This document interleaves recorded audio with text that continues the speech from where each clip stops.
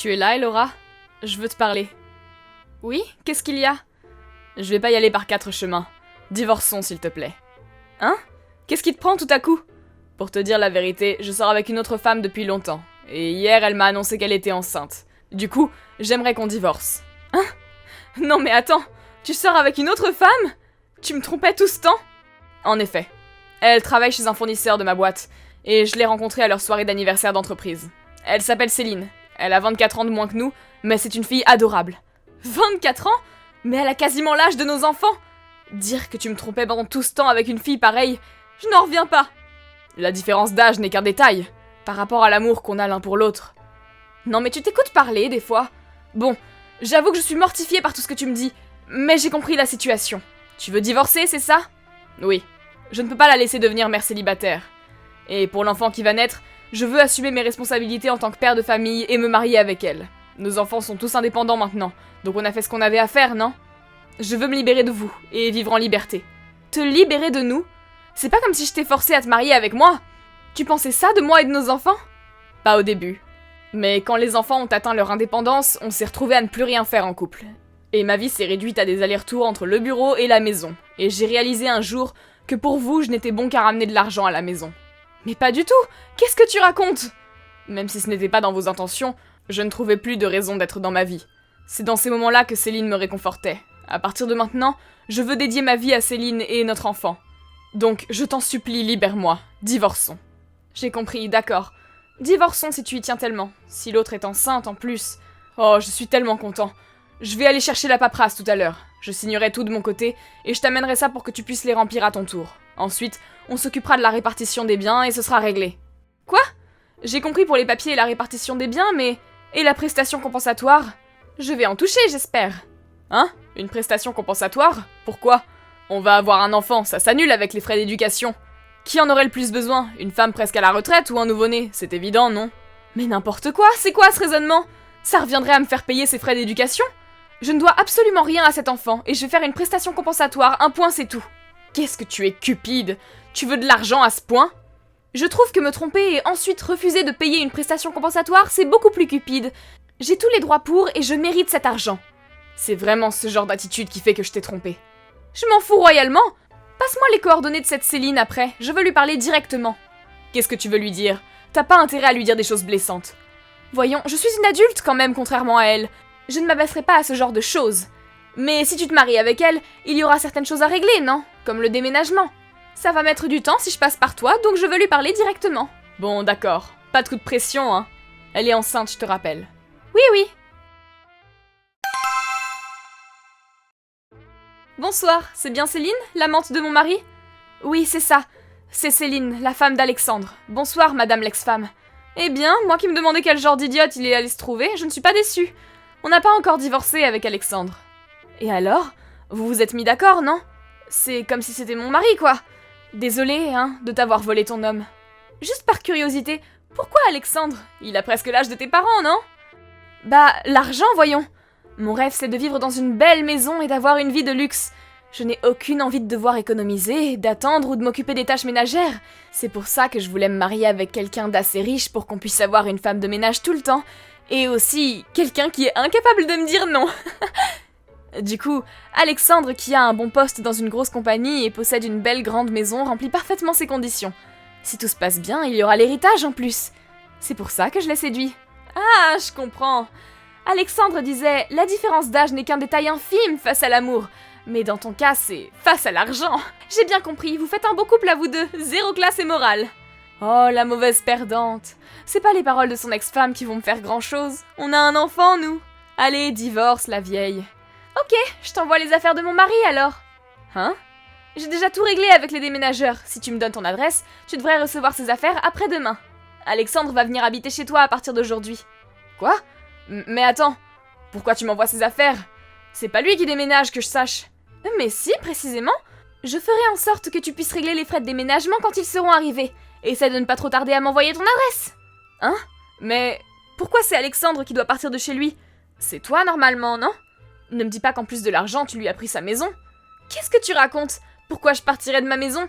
Elle est à mon nom et par conséquent, elle est à moi. Quoi? C'est pas la sienne? En effet. Mon père me l'a légué avant sa mort. J'ai toujours payé sa taxe foncière, donc c'est ma maison. Non, je ne pourrais pas vivre là-bas. J'avais tellement hâte, vu qu'elle est proche de la station, d'un hôpital et d'une école. J'en suis navrée, mais tu ne franchiras jamais le seuil de ma maison. Mais c'est impossible. Moi qui me réjouissais à l'idée de commencer ma vie de luxe dans une grande maison. Ah, mais je sais. Pour la répartition des biens, garde tout, mais donne-nous ta maison. Comme ça, je pourrais vivre là-bas, non? Hein? Il n'y a aucune logique là-dedans. Tu sais ce que ça veut dire, une répartition des biens? Bien sûr, c'est quand on divise l'argent et les biens en deux lors d'un divorce, non? Toi qui es proche de la retraite et seul, tu ne vas pas avoir besoin d'une si grande maison. Nous, on va avoir un enfant, on en a plus besoin. Pour l'argent, Alexandre pourra le regagner, donc tu peux tout prendre. Ça te va, non? Mais tu es aussi stupide qu'Alexandre, en fait. Vous allez vraiment bien ensemble. Une répartition des biens ne concerne que ceux qui sont partagés, donc ma maison n'est pas concernée. T'arrives à percuter maintenant? Quoi? Mais il me reste quasiment plus de raison d'épouser Alexandre maintenant. D'ailleurs, une grande partie de ses économies et de son futur salaire vont disparaître en prestations compensatoires, je pense. Il va falloir être patiente, Céline. Hein? Mais c'est juste un vieux sans argent ni maison maintenant. Je n'ai aucune envie de me marier avec ça. Mais Alexandre a dit qu'il veut prendre ses responsabilités vis-à-vis de l'enfant, hein. Il est rentré tout à l'heure et il fait ses valises, il a l'air si content. C'est dur, mère célibataire, quand même. Ce serait toujours mieux d'avoir un père à ses côtés, non? Allez, ne t'inquiète pas, Alexandre trouvera une solution grâce à l'amour. Non, c'est mort, je suis même pas enceinte, en vrai. J'ai truqué mon test de grossesse. Je me disais qu'avoir un enfant rendrait le divorce indispensable, mais je veux pas d'un vieux fauché. Annule le divorce et ne le fais pas venir chez moi. C'est un peu tard pour dire ça. Il vient de partir en me laissant les papiers nécessaires au divorce. Non! Allez, je vous envoie les grosses affaires demain. Je crois qu'on a dit ce qu'on avait à se dire. Au revoir! Attends, tout mais pas ça! Et Laura, tu es chez toi, non? Ouvre! Fais pas genre que tu n'es pas là. Tais-toi, arrête de faire du boucan devant chez moi. Tu veux que j'appelle la police? Je t'en supplie, laisse-moi rentrer. J'ai commis une grave erreur. Hein? C'est mort! Retourne chez Céline! Elle m'a quitté. Quand je suis allée chez elle l'autre jour, elle m'a dit d'attendre 3 jours le temps qu'elle range sa maison pour m'accueillir. Du coup, j'ai dormi à l'hôtel et j'y suis retournée aujourd'hui pour découvrir qu'elle avait déménagé. Wow, elle est réactive, la petite! Elle doit l'être en même temps, vu comme c'est léger dans sa tête. Je lui ai envoyé un message et j'ai juste eu « Je t'ai menti, je ne suis pas enceinte », comme seule réponse. Et elle m'a tout de suite bloquée. Je n'ai plus d'endroit où aller. Je n'en peux plus de l'hôtel, laisse-moi entrer s'il te plaît. Tu n'as qu'à aller au dortoir de ta boîte, vu que tu es célibataire. Je le ferais si c'était possible, mais je ne peux pas, vu que tu as envoyé mes affaires directement au bureau. Ah oui, je m'étais dit que si Céline refusait la livraison, ça poserait problème au livreur. Donc je leur ai dit, si c'était le cas, de tout amener à ton bureau. Tu as mis notre dernière conversation dans ces affaires, imprimée en entier. Tous mes collègues l'ont vu et j'ai la pire des réputations au bureau. Je ne peux pas aller vivre au dortoir maintenant. Ah ouais, la galère, mon pauvre. Fais pas comme si ça te concerne pas. Ton mari est dans la merde. Mais ça ne me concerne pas, littéralement. Tu n'es plus mon mari. Donc que tu te fasses trahir par une femme, que tu sois à la rue, ce n'est pas mon problème.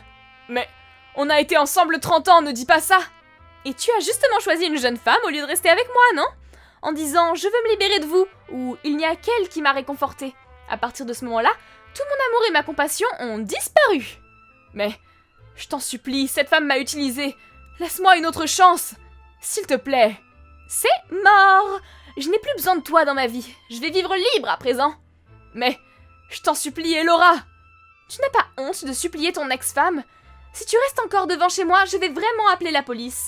Et aussi, dans le futur, passe par un avocat si tu veux prendre contact. Allez, salut! Alexandre est resté devant la maison. J'ai donc vraiment appelé la police, et il s'est enfui en courant. J'ai ensuite tout confié à mon avocat et j'ai reçu l'argent dû pour la prestation compensatoire en un paiement le mois d'après. Je n'ai plus jamais parlé ou vu Alexandre. Apparemment, il a trouvé un petit appartement pas cher et a pu continuer à aller travailler. Mais sa réputation au sein de sa compagnie était telle que 3 mois après le divorce, il a dû déposer sa lettre de démission. Vu son âge, il n'a pas trouvé d'autre travail et il semble avoir la vie rude. Il est apparemment allé voir nos enfants, mais il s'est fait rejeter de ce côté aussi. Il aurait pu avoir une douce vie de retraité s'il ne m'avait pas trompé. Je ne pensais pas que l'homme avec qui j'ai partagé 30 ans de ma vie était si stupide. Pour ma part, mes enfants inquiets m'ont proposé de vivre avec moi, mais j'ai refusé. Et je me suis inscrite en tant que famille d'hôtes pour lycéens en échange. Actuellement, j'héberge 2 jeunes lycéennes en échange venues de l'étranger. Et je vis librement comme je me l'étais juré. Merci d'avoir regardé cette vidéo. N'oubliez pas de liker et de vous abonner à notre chaîne, en espérant vous revoir dans les prochaines vidéos.